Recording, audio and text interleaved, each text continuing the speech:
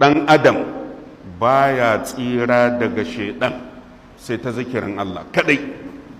Duk wata dabarar da za ka yi aikin banza ne, sai ka dawo zikirin Allah. Saboda haka yasa manzon Allah ya karantar da mu zikiri. Hadisin yana sahihu Tirmidhi, hadisi na 2863, da kuma sahihu Targhib.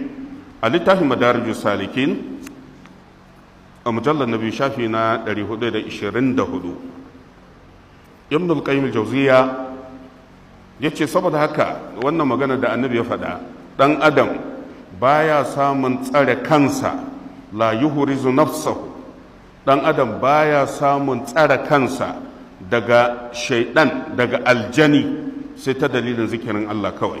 Shine sai Ibn al-Qayyim ya ce wa aksarun nasi, in ka dubi mutane da yawa a ce aljani ya buge wane yana fama da cutan iska, ya ce ba duka ba, akwai waɗanda suke zama ibtila'i kamar yadda Allah ya jarabci annabi ayyub alaihi salam.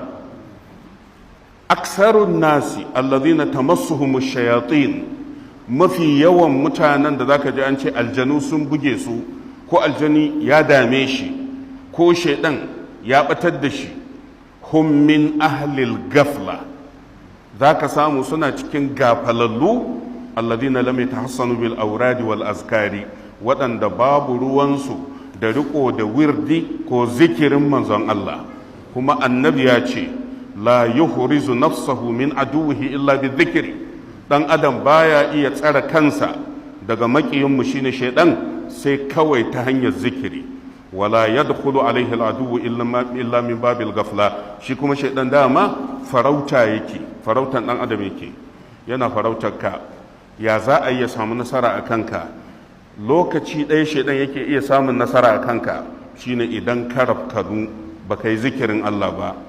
Fahuwa yarsudu, saboda ka shaidan yana dako, jiran ɗan adam yake.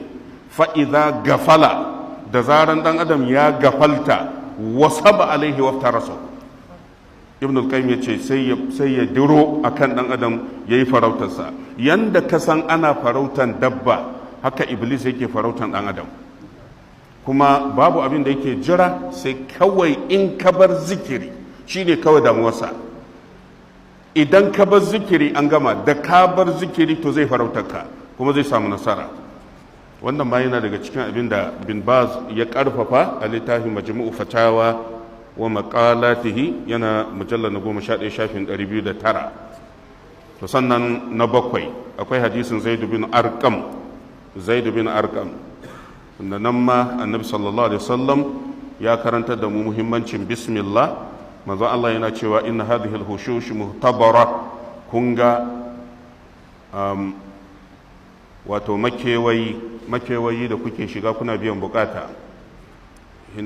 Annabi yana cewa muhtabara, aljanu suna halatta. Makewayi da kake gani aljani shi ma yana shiga, kana shiga yana shiga. Menene abin da zai raba ka da shi? Sai annabi ya ce fa'iza da kalaha ahadukum falyaqul bismillah, idan za ka shiga makewayi ka ce bismillah. Wannan bismillah din an gama, da ka ce bismillah Allah sai maka kariya game da shaidan. Allahumma inni a'udhu bika min al-khubuthi wal khaba'ithi. Wannan hadisin yana sahihu Ibn Majah, hadisin 244. Allah ina neman tsarinka game da mazan aljanu da matan aljanu, mazan shaidanu da matan shaidanu, ina al-khubuth wal khaba'ith. Kaga bayan bismillah sannan ka nemi tsarin Allah.